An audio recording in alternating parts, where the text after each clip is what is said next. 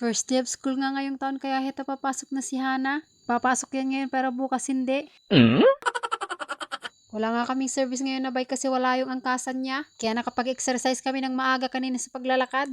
Literal na inatid ko lang talaga si Hana sa school kasi umuwi agad ako. Babalikan ko na lang siya mamaya pag uwian na nila. Kasi nga gagawan ko muna ng paraan tong angkasan ng bike namin. Kadalasan nga kasi pagka hinahatid ko si Hana sa school nila hindi na ako umuwi. Hinihintay ko na nga lang ang uwian nila. Kasi nga nagluluto din naman kami ng mga kapwa ko nanay dun sa school para sa merienda ng mga bata. Feeding kong tawagin na isinusupply ng mga tag-DSWD.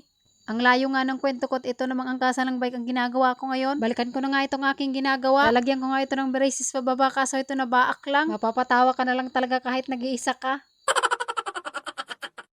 Akala ko kasi matibay-tibay pa tong tabla na to, hindi na pala. So anong pakikinabangin pa sa tabla na to, edi panggatong na lang. Tirinay ko pa nga pagdikitin pero hindi na talaga kaya.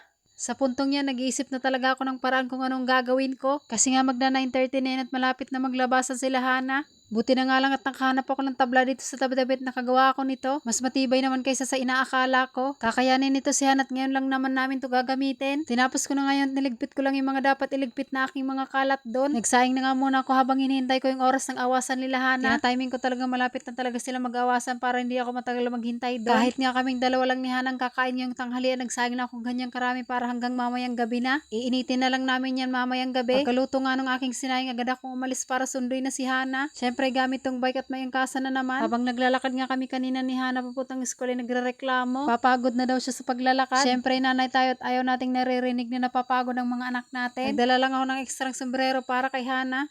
Maya-maya nga lang ay heto naglabasan na nga sila. 6 nga lang silang pumasok ngayong araw pero 11 talaga yun sila magkakaklase dyan. Siguro yung iba nag-extend pa ng bakasyon. Sa bilis tumakbo ng aking Hana, hindi niya ako napansin na nandito pala ako.